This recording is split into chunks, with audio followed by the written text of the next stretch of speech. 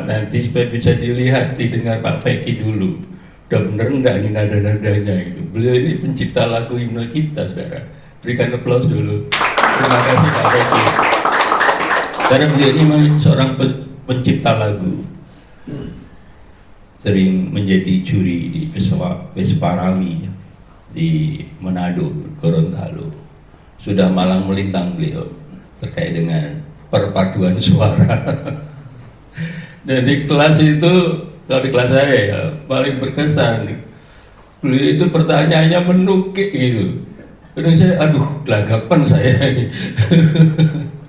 Tapi semangatnya itu luar biasa. Ketika masih on site ya, kita datang ke sana, beliau cukup jauh rumahnya ke tempat kuliah itu, ke GKI Petandu ya, cukup jauh. Iya.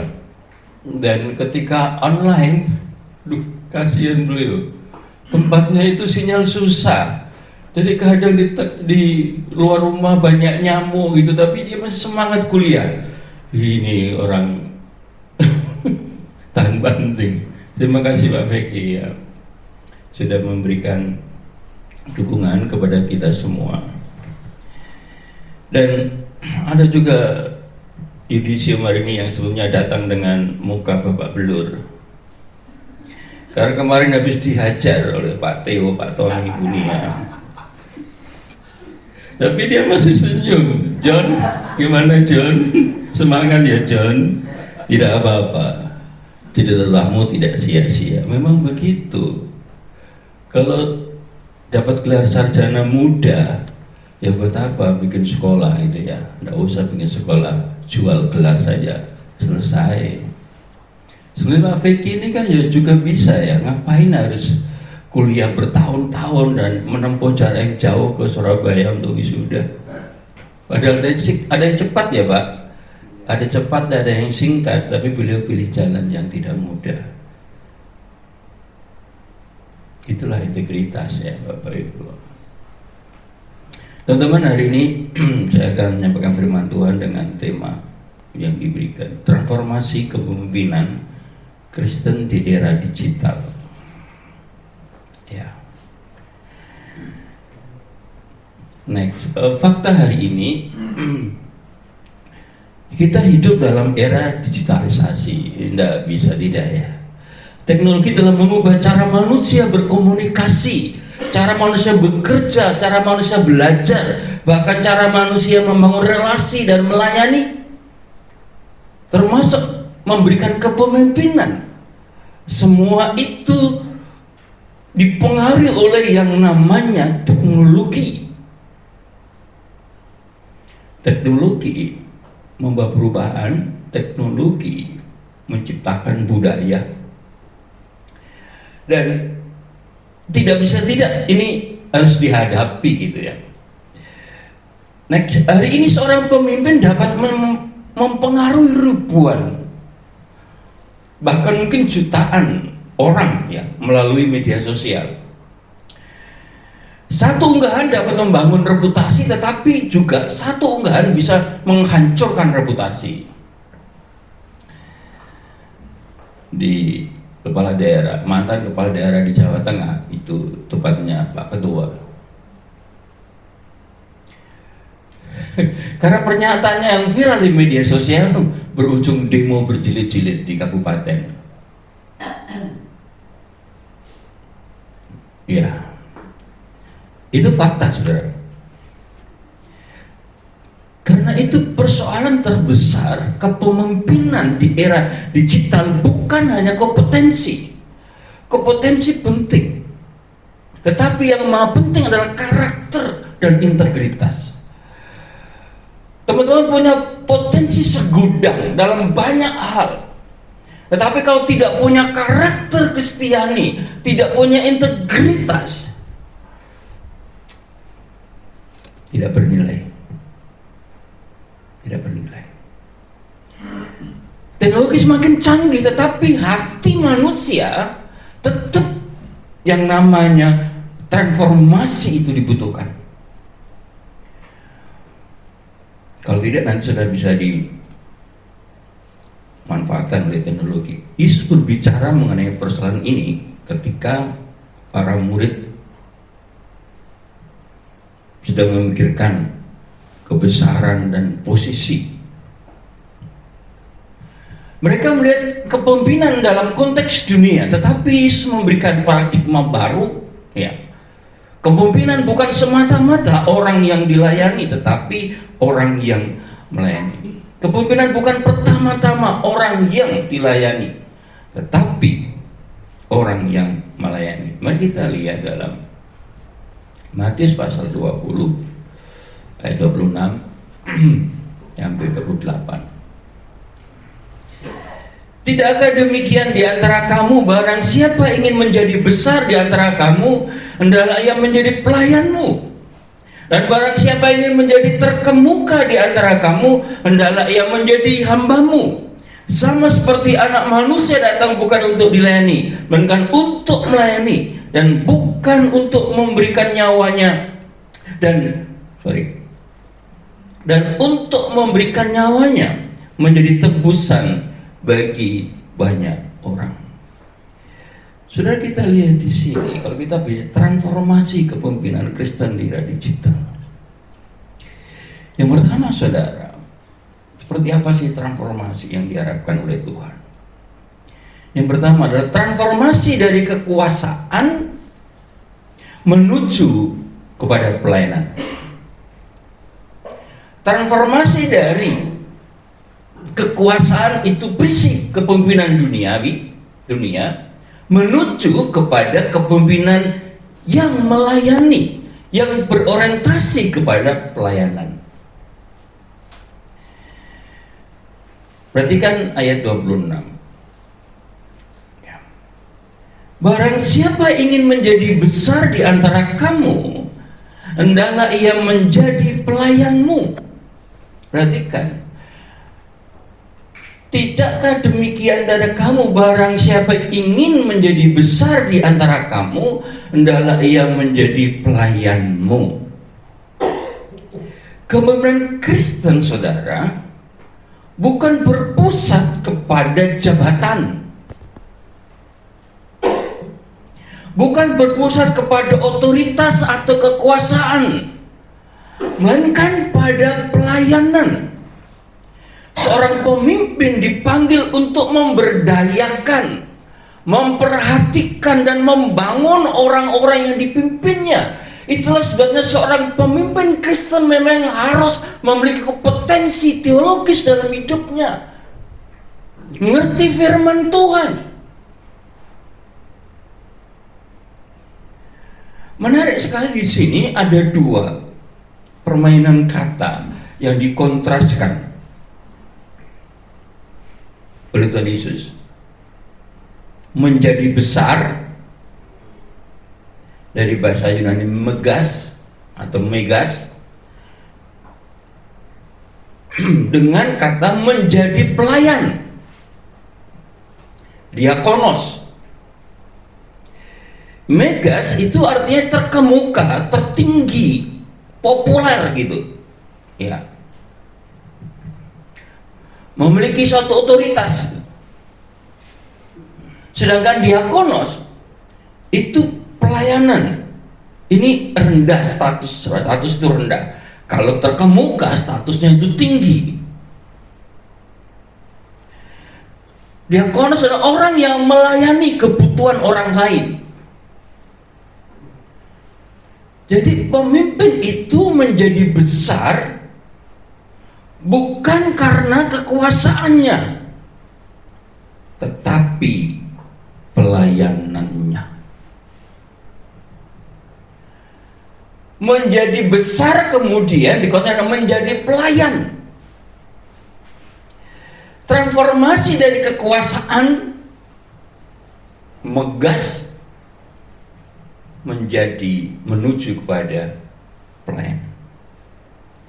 Saudara, di era digital, teknologi harus digunakan sebagai sarana untuk melayani, bukan untuk menguasai atau mencari kepentingan pribadi.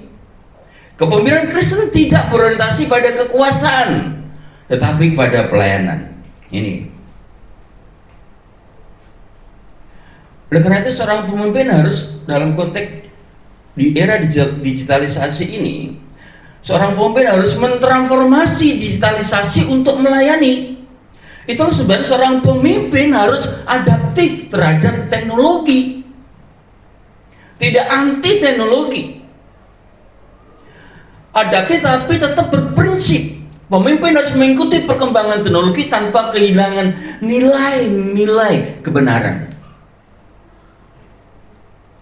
Lalu kolaboratif. Di era digital menuntut kerjasama, bukan otoritarianisme. Membangun manusia bukan sekedar sistem. Teknologi adalah alat, manusia tetap otoritas yang utama. Dan seorang pemimpin harus transparan dan akuntabel. Pelayanan yang sehat selalu terbuka terhadap evaluasi. Artinya di sini saudara, seorang pemimpin terbuka terhadap perkembangan teknologi,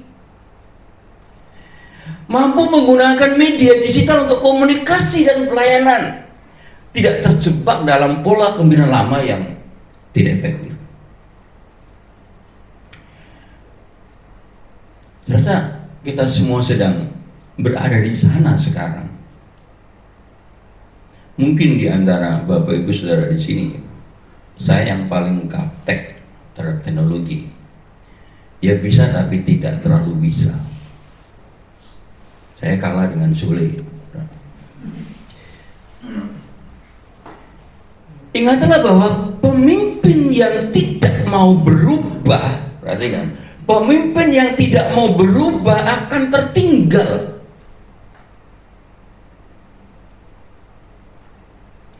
Tetapi pemimpin yang berubah tanpa prinsip akan kehilangan arah.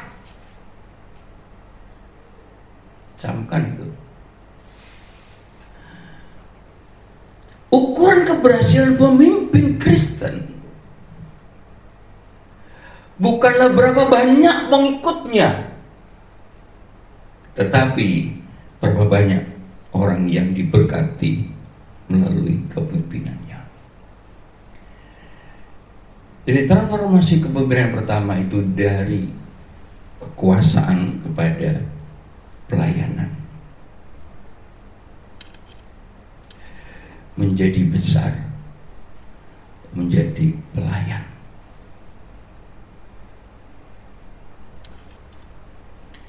Saya yakin dan percaya bahwa semua di sini adalah pemimpin Kristen. Amin. Mari kita bertransformasi di era digital ini dari kekuasaan menjadi pelayan. Lalu yang kedua, transformasi kepemimpinan yang kedua adalah transformasi dari popularitas menuju integritas. Perhatikan ayat 27. Dan barang siapa ingin menjadi terkemuka di antara kamu, hendaklah ia menjadi hambamu. Barang siapa ingin menjadi terkemuka di antara kamu, hendaklah ia menjadi hambamu. Kepemimpinan Kristen menekankan integritas, yaitu keselarasan antara kehidupan pribadi, pelayanan, dan kesaksian hidup. Karakter lebih penting daripada citra, dan kesetiaan itu lebih penting daripada popularitas. Menarik juga di sini ada dua permainan kata yang dikontraskan. Artikan itu, menjadi terkemuka dari kata protos dengan menjadi hamba, doulos.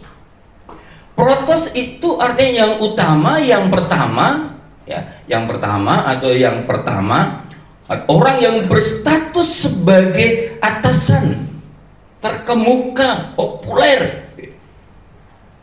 Sedangkan doulos, kita semua tahu artinya budak, orang berstatus sebagai bawahan. Dalam sistem dunia, semakin tinggi seseorang, semakin banyak orang yang melayani, begitu kan? Itu sistem dunia. Tapi kepemimpinan bertransformasi bukan begitu. Ya. menunjukkan adanya pembalikan paradigma kepemimpinan. Keinginan untuk menjadi yang pertama atau terutama harus diwujudkan melalui doulos, hamba. Di sini Tuhan Yesus mentransformasi makna popularitas dari kekuasaan menjadi integritas, dari pencarian status menjadi pengabdian.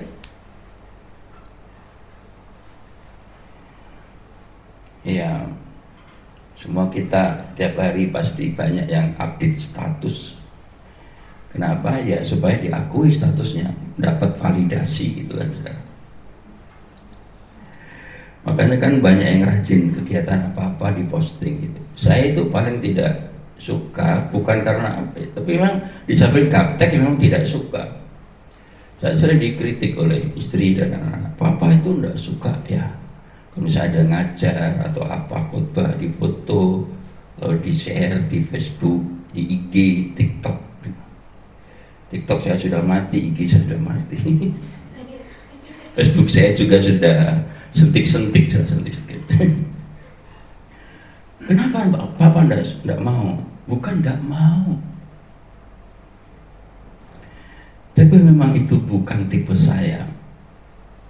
Tapi ada orang kan yang dikit-dikit diposting, update status, ya masing-masing lah. Saya tidak membutuhkan validasi. Ya mungkin saya orang yang kuno sebenarnya. Dunia digital sering mendorong orang mengejar pengakuan, betul nggak? Mengejar pengikut, follower, dan pencitraan. Makin banyak followernya, dompetnya makin tebal. Itu yang punya YouTube, tanya Pak Yata. Sehingga mengabaikan integritas seorang pemimpin. Makanya youtuber itu yang tidak memperhatikan integritas, yang penting viral, rame. Wah gitu kan, karena makin rame ya makin cuannya besar gitu. Saya bukan anti, sudah, cuma saya memang tidak di situ. Di zaman ketika pencitraan lebih mudah daripada karakter, Yesus mengingatkan bahwa integritas lebih penting daripada popularitas. Bagi saya tidak populer tidak apa-apa, yang penting punya integritas. Sekarang kalau mau populer itu gampang kok, dengan di media sosial zaman digital sekarang itu gampang. Bikin aja yang aneh-aneh, Anda langsung populer, saudara. Iya, gitu.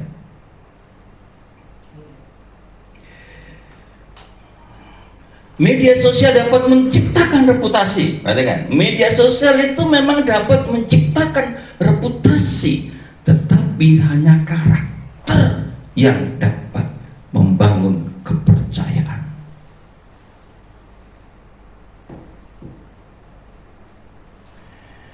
Kalau STTSG masih ada dan hari ini mau yudisium sebelum mahasiswa, itu karena punya integritas. Kalau tidak mungkin sudah ditinggalkan. Jadi Pak Feki sudah kesaksian, di sana itu ada, saya itu cuma 2,5 tahun. Saya bilang tidak mau. Dia cari yang memang punya integritas.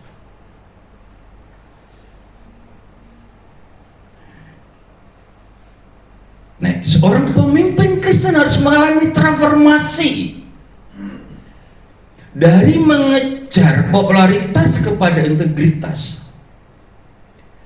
Jangan mengejar likes dengan mengorbankan nilai-nilai kekristenan.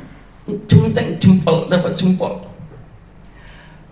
Lebih baik sedikit dikenal tapi memiliki karakter yang benar daripada dikenal tapi kehilangan integritas. Ingatlah bahwa teknologi dapat memperbesar pengaruh seorang pemimpin, tetapi integritas menentukan arah pengaruh tersebut. Mari kita bertransformasi dari popularitas kepada integritas. Bangunlah integritas dulu. Popularitas itu pasti akan mengikuti. Tapi kalau sudah membangun popularitas dulu, maka integritas yang didapat adalah semu, rapuh.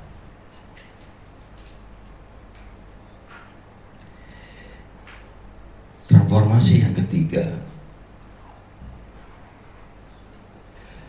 kepemimpinan Kristen yang bertransformasi bukannya transformasi dari kekuasaan kepada pelayanan, bukan saja dari popularitas kepada integritas, tetapi juga transformasi yang berpusat pada diri sendiri, menuju pada Kristus. Perhatikan ayat 8.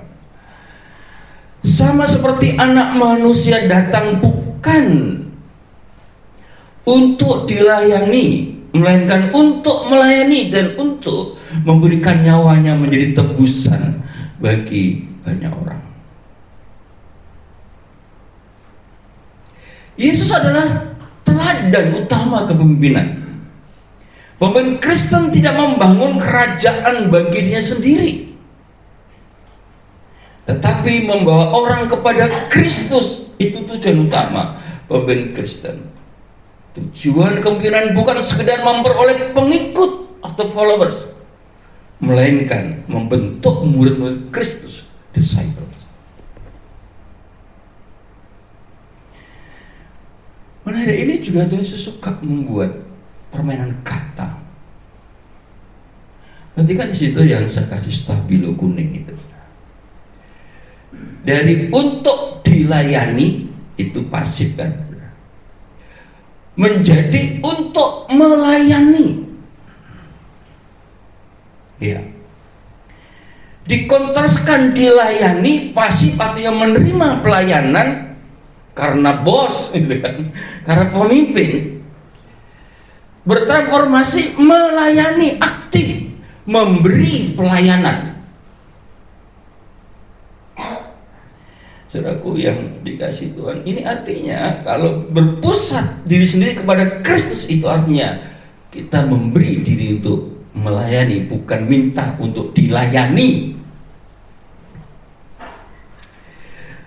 Saya senang sih kalau misalnya datang ke kampus itu atau selesai ngajar, ada mahasiswa yang membawakan tas saya, bahkan laptop saya ke kantor. Tetapi sebenarnya saya tidak ingin. Maka saya tidak pernah minta, tolong dong bawakan, enggak. Karena saya bukan minta dilayani, tapi saya melayani. Ya bisa saja lah, pemimpin sekali-kali dong, pintu dibukakan, makanan diantar, gitu kan, kopi dibikinkan, boleh saja.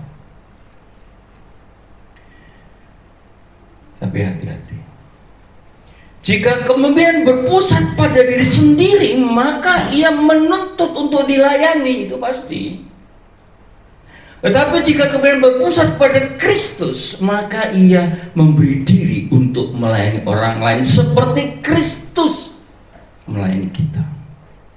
Berarti kan frasa sama seperti anak manusia datang, ini menunjukkan bahwa prinsip kepemimpinan Kristen berakar pada teladan Kristus sendiri. Pemimpin Kristen tidak cukup hanya memberikan perintah, tetapi mempengaruhi orang, terutama melalui teladan hidup, bukan sekedar melalui jabatan dan instruksi. Melalui teladan hiduplah itu membawa pengaruh, mempengaruhi banyak orang untuk terlibat dalam pelayanan. Maka definisi kepemimpinan itu adalah pengaruh. Tentu pengaruh yang baik, saudara. Ada juga pemimpin yang berpengaruh yang buruk. Kalau pemimpinnya berpengaruh buruk, ya rakyatnya yang menderita, saudara. Lalu perhatikan frasa berikutnya, untuk memberikan nyawanya menjadi tebusan bagi banyak orang. Kemudian Kristen tidak berhenti pada pelayanan yang nyaman. Ada dimensi mengorbankan diri, ada dimensi pengorbanan diri. Kepemimpinan Kristen bukan sekedar menerima hak dari jabatan, tapi bersedia menanggung pengorbanan demi tugas yang dipercayakan Tuhan. Banyak orang yang tidak suka berkorban, pengennya dia cari korban. Siapa yang bisa dikorbankan hari ini? Siapa yang bisa dikorbankan hari ini? Gitu. Harusnya adalah mencari siapa orang yang kepadanya aku bisa berkorban. Tapi kan kata tebusan dari Lutron itu menunjuk kepada harga yang dibayar untuk pembebasan. Dalam ayat ini Yesus menunjukkan bahwa pelayanan memiliki tujuan yang jauh lebih besar daripada kepentingan pribadi. Itu apa? Membawa pemulihan, membangun karakter pribadi orang lain. Ya, prinsip tersebut memberikan arah, saudara, bagi kepemimpinan gereja, bahwa otoritas diberikan bukan untuk menguasai manusia, tetapi membawa manusia kepada kehendak Allah. Otoritas Kristen harus digunakan untuk membebaskan, membangun, memulihkan, dan membawa orang kepada Kristus. Itulah kepemimpinan Kristen. Semua pengaruh teknologi dan kesempatan yang dimiliki harus dipakai untuk memuliakan Tuhan. Pelayanan digitalisasi harus bersifat Kristosentris. Akhirnya kepemimpinan Kristen, ya, next, di era digital harus mengalami transformasi dari kekuasaan menjadi pelayanan, dari popularitas menjadi integritas, dan dari berpusat pada diri sendiri pada Kristus yang siap mengabdi dan melayani. Selamat bagi teman-teman yang sudah di yudisium hari ini. Hari esok pelayanan menanti, bahkan hari ini kalian semua sudah ditunggu. Tuhan Yesus memberkati.